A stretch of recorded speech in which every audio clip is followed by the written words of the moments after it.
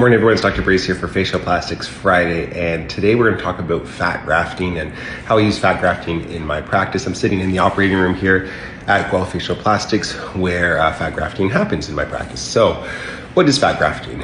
Fat grafting is when we take fat from either the thigh or the abdomen. I usually use abdominal fat, and then we process it and inject it like a filler for under eye hollowness, to augment the cheek, to augment the temples, to augment areas of volume loss or scarring. There's all kinds of different applications for fat grafting. It's a true tissue transfer or transplant from one part of the body to another. And so we call those free grafts in medicine, where you graft tissue from one spot to another because they don't have a blood supply. It's not a pedicled flap or a free flap where you're reconnecting blood supplies or moving tissue while it's still connected to its blood supply. This comes from one part to another, and then we let the body ingrow blood vessels to basically help that tissue survive.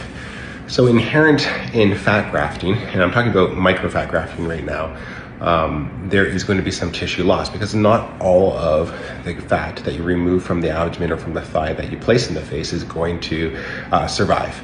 And so fat grafting is most predictable if you kind of study the literature in using a technique called FAMI, fat adjacent to muscle injection. And so the place where there's the rich blood supply, where fat does really well in the face, is around the eyes. Because you have the orbicularis muscle, because you have all the vasculature from the transverse facial artery and from the angular artery and from the ophthalmic system, it's very rich. There's a natural fat pad under the eye called the SOOF, the suborbicularis oculi fat pad, and you can augment the SOOF putting fat where fat naturally lives with that blood supply, with all the muscle around it. But we also layer it. So we go SOOF, we go on top of the muscle, we go in the subcutaneous area, and we try to layer it throughout the face so that you get an even kind of take and an even result.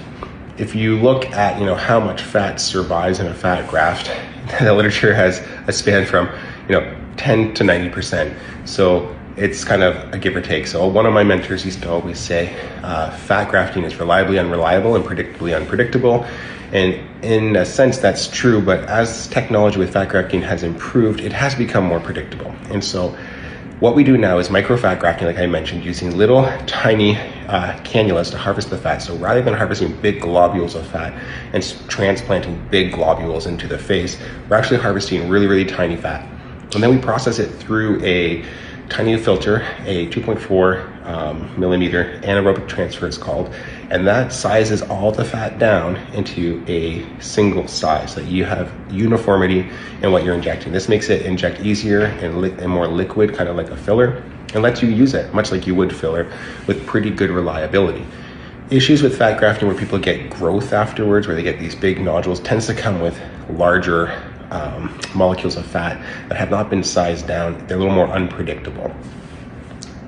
Fat transferring a woman in particular who's premenopausal can put her at risk of postmenopausal fat growth because the fat from the abdomen and the legs, the thighs, is hormonally responsive in many cases. And so as the hormone situation changes, the milieu changes in a woman's body, you can experience grafting. I've seen in my practice over 8 years, 3 people that have had kind of lumpy changes to fat grafting they had in their 30s. So it's always a consideration of how much you're going to put in, making sure that you have it as microfat, as small individual molecules, and doing as little as needed to get the result that you want and not overfilling so that you don't end up with the problem. So that's microfat grafting. I use a tulip facial fat grafting set for that. I usually harvest somewhere between 40 and 60 cc's of fat from the abdomen. I usually do it through the belly button, through the umbilicus, and so it's a scar that you'll never see. It's inside the belly button. We harvest from all around the lower abdominal fat, so just under the skin. Try to keep it even, the same amount from both sides, and not create any contour issues.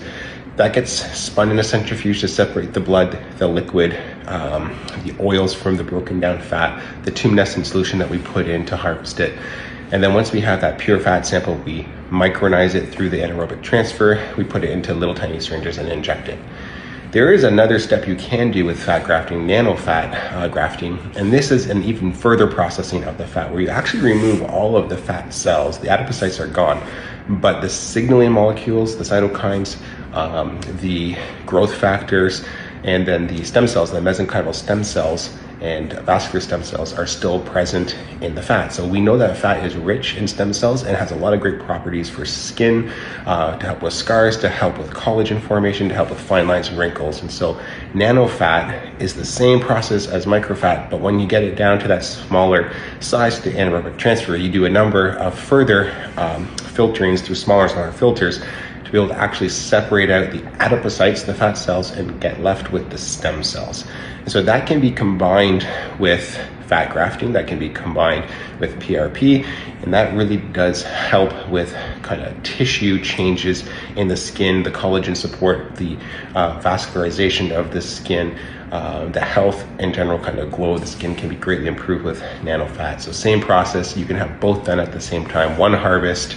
Some of the fat can be processed for grafting for volume, and then some further processed to Nanofat for skin health. In facelifting and rejuvenative kind of anti-aging surgery, when we do a facelift, the mandibular ligament we used to cut all the time to be able to release.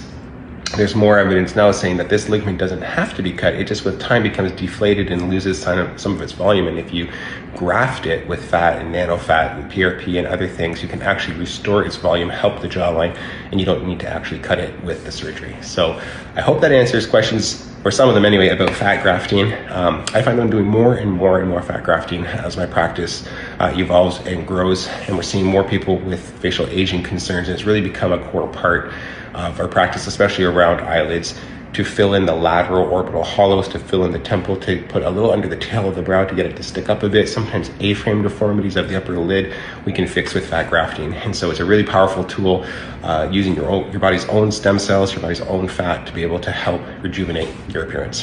Everybody have a great weekend. Have a happy Father's Day to all the fathers out there. We'll see you next week.